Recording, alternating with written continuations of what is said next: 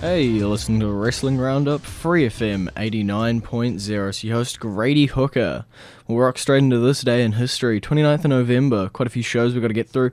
In 1993, there was a Raw. Razor Ramon took on Diesel, and the match ended in a DQ finish. In 1999, the Monday Night Raws raged on as Nitro continued their slippery slope, but they did have a pretty good main event with the 2-on-2-on-2 cage match. Over on Raw, Stephanie and Triple H ended up getting married a couple of days ago in Vegas. Bit of a twist there. Vince McMahon wasn't too happy. In 2004, we had a WWE Raw. Edge and another man ended up winning a battle royal for the world title shot against Triple H, but they both failed to capitalize as Triple H retained later on in the night. In 2005, we had a live SmackDown. It consisted of two matches. That's it. And then in 2011 we got another live SmackDown. This time it was a Christmas special. Hornswoggle ended up winning a Battle Royal, and he has used his wish to get a voice. Not sure if that was a good thing or a bad thing, but hey. In 2012, TNA Impact, RVD defended his X Division title against Austin Aries, but the match ended in a DQ finish after Bully Ray interfered. And in 2010, the biggest thing that happened, the King of the Ring edition of Raw. We had some quarterfinals. Alberto Del Rio defeated Daniel Bryan. John Morrison defeated Cody Rhodes. Sheamus defeated Kofi Kingston. And Drew McIntyre fought to a no contest with Ezekiel Jackson. So in the semis, John Morrison defeated Alberto, and Sheamus had a bye. So in the final, Sheamus came out and he defeated John Morrison and became King of the Ring 2010.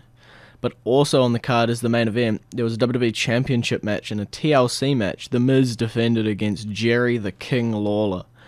Lawler almost had the match too, until stupid Michael Cole interfered and let Miz retain. We'll jump into the classic entrance theme of the week. It's Bob Backlund. And you're back with Wrestling Roundup, FreeFM 89.0, Grady Hooker, live via Skype right now. I got Josh. Yo's.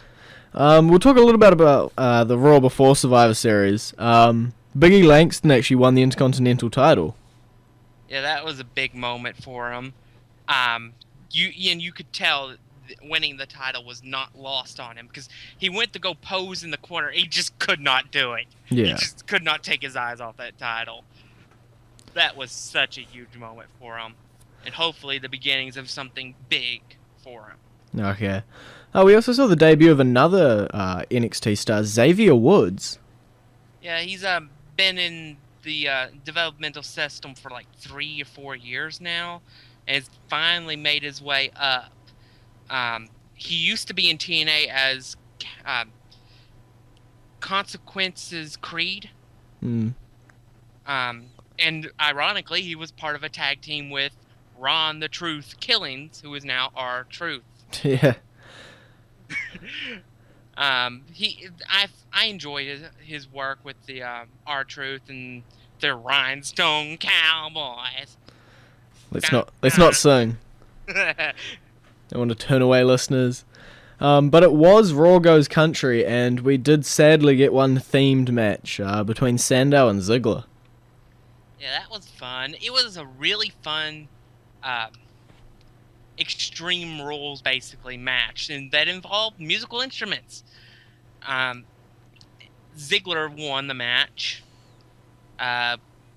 Obviously, they decided not to give us the match on Survivor Series. Yeah. So, also, the Authority were a little annoyed at some of the, like, Maddox and Vicky. For stuff that they did to Orton the previous week. And Maddox got the hell beat out of him by Orton. He got a couple of moves in on Orton, and the crowd was shockingly chanting for him and giving and supporting him. Gotta love an underdog. Yeah, this leads me to believe Brad Maddox is about to go hero. Fair enough. General manager. And I think it'll be and he'll be protected by Vince McMahon. Okay. Well, we'll jump over to Survivor Series, the pre-show match. The Miz took on Kofi Kingston, and Miz ended up picking up the win. Yeah. The most odd thing about this whole Miz-Kofi feud is I have no idea where they're going with this thing. Yeah. Is that necessarily a good thing, though? It might be. They might shock us. We all expected when Miz short-armed him on Raw, that Miz was going villain. The end of this match, though, suggests that may not be as clear-cut as everybody thought. Maybe a double villain turn? That's possible. Or it may just be Kofi is finally fed up with being in the rut he's in and decide, I'm going to be a bad guy. Okay. We opened up the show with a 5-on-5 Survivor Series match. The Shield, Real Americans took on the Usos, the Rhodes Brothers, and Rey Mysterio. This was a really good Survivor Series match to kick off the show. And I know you and I were both shocked when we saw the first 3 eliminations. All were on the villain team. Yeah.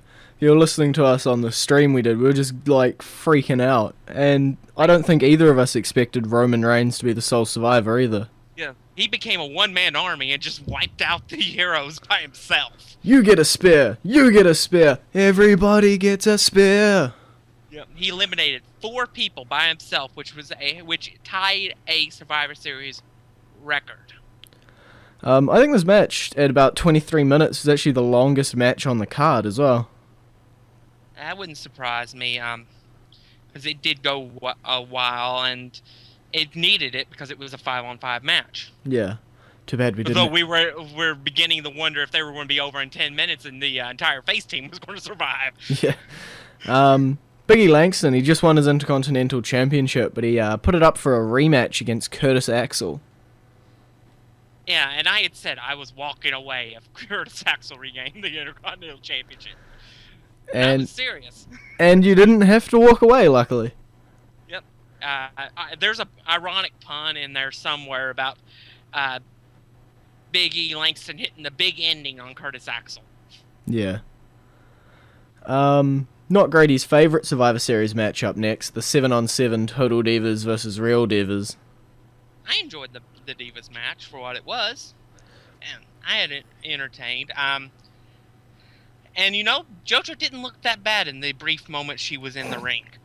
Brief moment. We weren't even sure if she was eliminated. No, she was eliminated. It was Nikki Bella that nobody knew was eliminated. Wasn't eliminated. This match, it had like 14 people compared to the earlier one, and it went for half the time. Well, it was a Divas match. Divas matches by default go half the time a regular match does. Fair enough, but I think it was definitely leaning up to the Natalya AJ match. Yeah. Although, here's an idea I've had that I think would be more interesting. Natalya versus Brie Bella versus AJ triple threat ladder match at TLC for the Divas Championship. I'm sure they'll put Divas in a ladder match. Why not? I'm just throwing out the most randomest thing that I think would be awesome. When they put them into a tables match, I think a couple of years back at TLC, the table was like heavily padded. But yeah, it'd be interesting to see, wouldn't it? Yeah. I can't refute that, but I can refute the possibility of it. Yeah, true.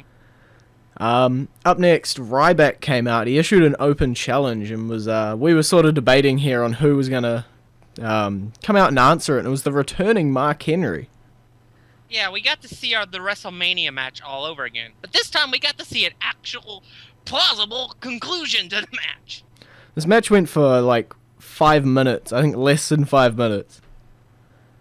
Yeah, we got to see that, because, I mean, that was just weird finish at WrestleMania, so we got to see the World's Strongest Slam put on Ryback to give us a definite finish to the match. So yeah, I'm just going to repeat a line I said over there before on the live stream. It was that if we all think that Ryback's being buried right now, I think we just found the gravedigger. And a 5-minute loss to Mark Henry, I think he's just... Yeah, he's gone off the cliff somewhere.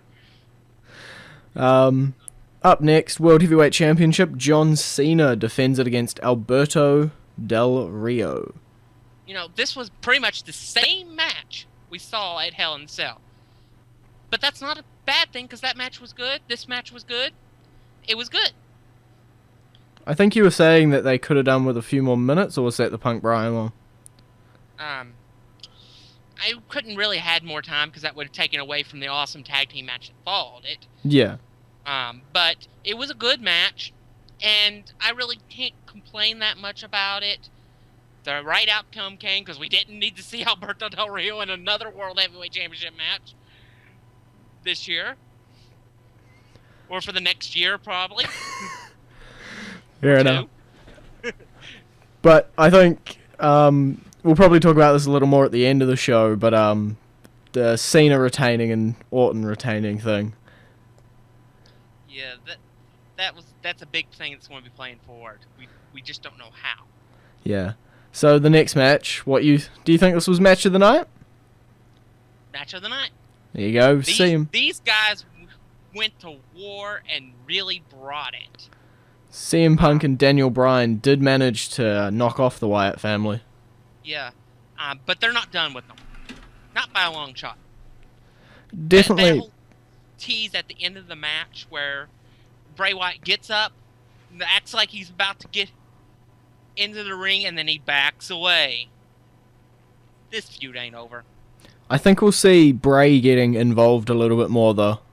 Yeah, we definitely need to see that. But I loved the stuff that Harper and Rowan did in this match. I think they really brought it with Punk and Bryan, who are arguably the two best in the company. Yeah. And it reaffirmed that I really like Luke Harper. Do you think we'll see Punk and Bryan recruit a third to take on the three-man team? That's possible. It's also possible we may see an attempted brainwashing, maybe kidnapping of one of them. Well, that worked really well for Kane. Yeah, he came back in a suit and tie and started working for the Authority. Well, we've already seen Daniel Bryan in a suit and tie trying to work for the Authority, and that did not work out last time. Yeah, but this time he might be brainwashed, so he might not have a choice. Fair he might enough. come back with no beard and his hair cut off. Okay. So we'll jump into the current entrance theme of the week. It's Rey Mysterio.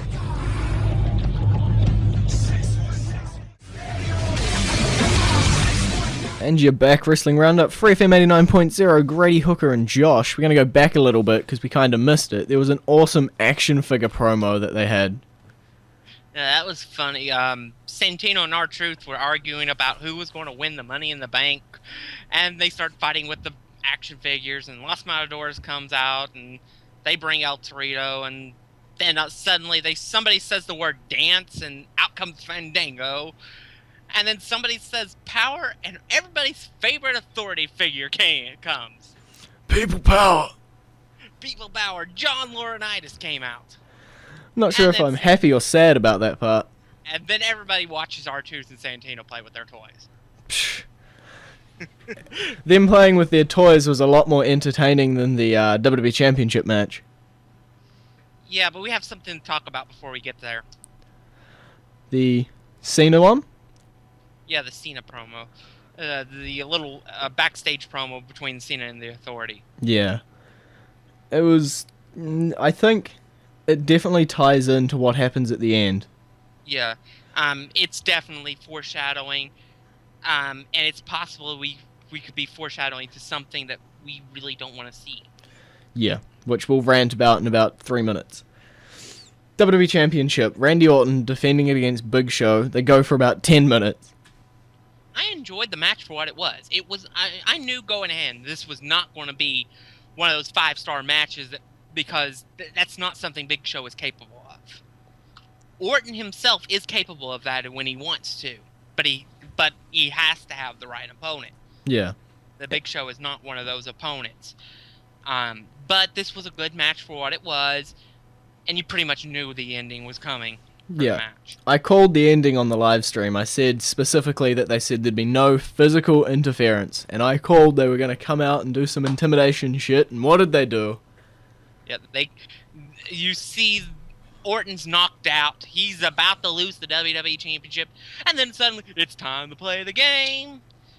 Actually, And didn't he play out King of Kings? that's part of the King of Kings Nah. thing. But it's the King of Kings thing he's using. I win. Right. But they play that, and then the entire authority comes out to the stage, distracting Big Show, which then allows Orton to hit an RKO and punt kick the Big Show to retain the WWE Championship. So it's a little interesting that the punt kick is back in the WWE. Yeah.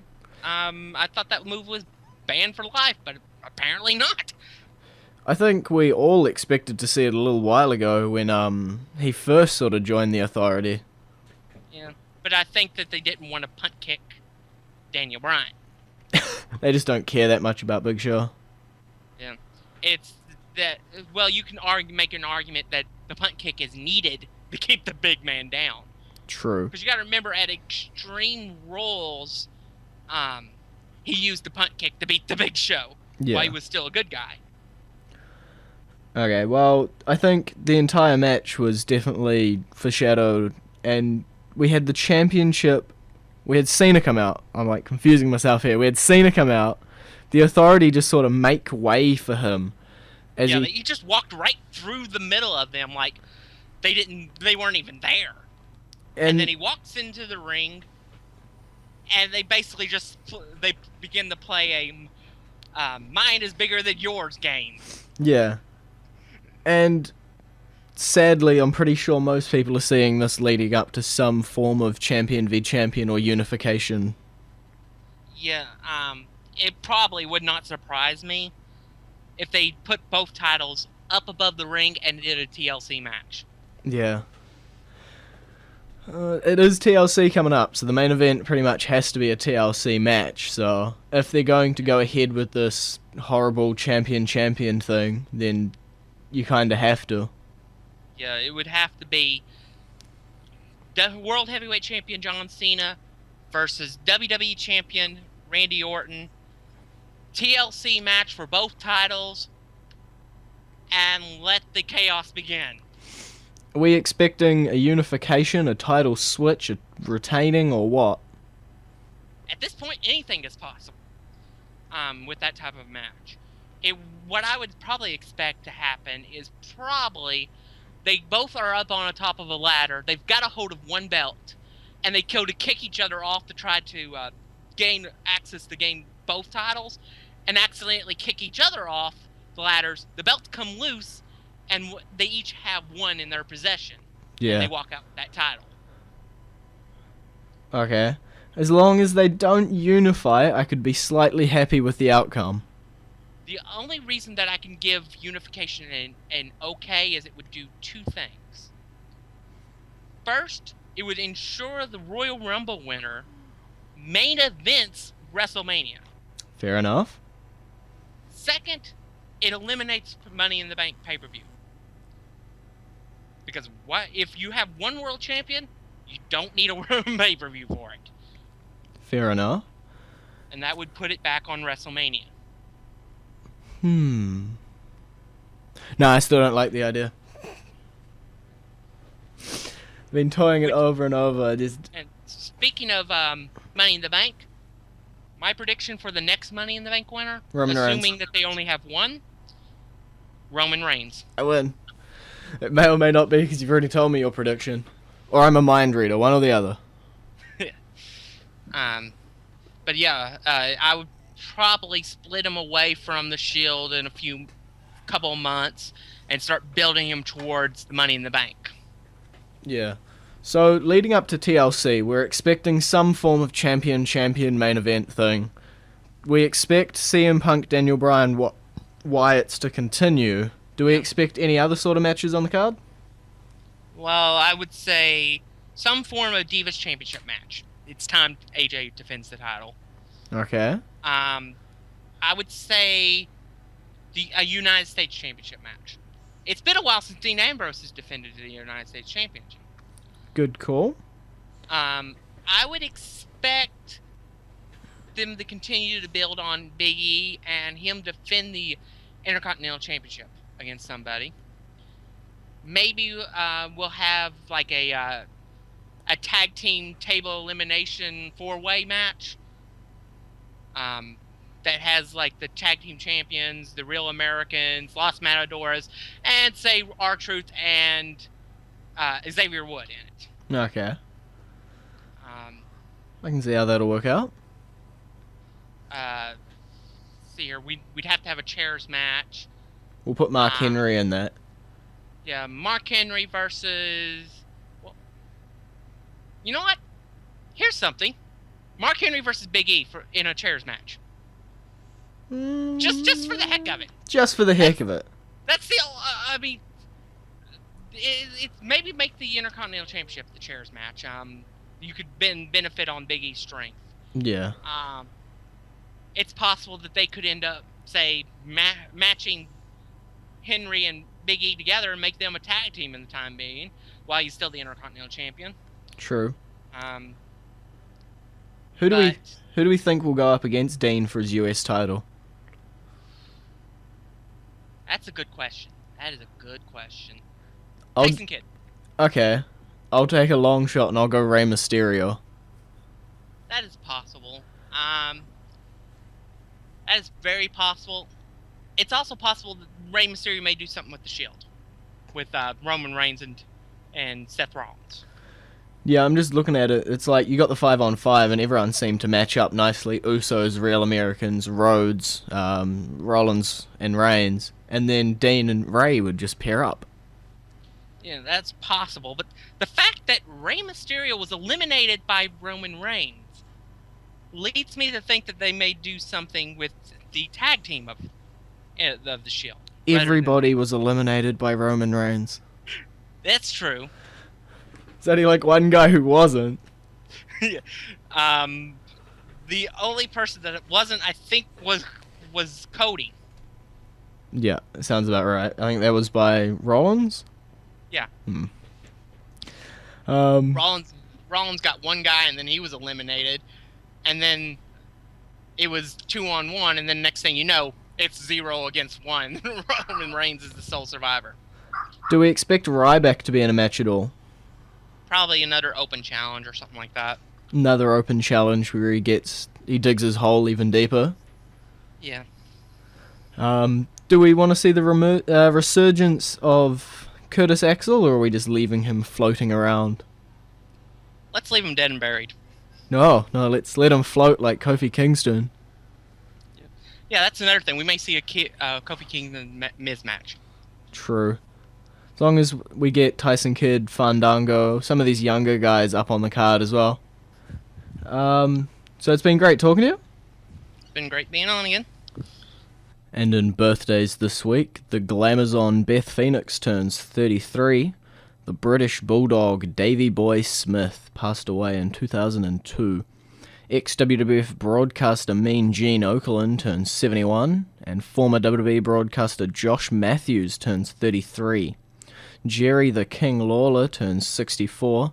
And the wrestling god himself, John Bradshaw Layfield, turns 47. And everyone's favourite manager, the Patriot Zeb Coulter, turns 64. In the New Zealand news this week, NZWPW have a show coming up, bringing the house down. It's at Hitoya Gym in Petone, 7 p.m. today, so just there's only a couple minutes left. Finish listening to the show, then rush down to NZWPW, Hitoya Gym in Petone. Main event is going to be the NZWPW Championship. Ben Mana's defending against KPW's Cade Morgan. There's going to be a tag team match. The Nobodies will take on the team of Johnny Idol and De Hoya. In a singles match, Scravenge will take on Jade Priest. And there's going to be the quarterfinals for the Hitoya Cup.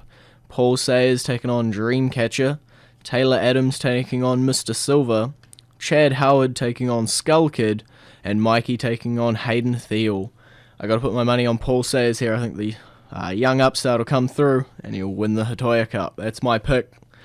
And also last week, I think there was SCW Slam City 4. Sadly, I couldn't find any results this week, but I promise you, if I find them, we'll have results next week. That's it for this week. Wrestling Roundup, FreeFM 89.0, Grady, Hooker, and Josh. Visit our Facebook page, facebook.com/Wrestling Roundup Radio, or our Twitter page, twitter.com/Wrestling R Radio. I'll see you next week.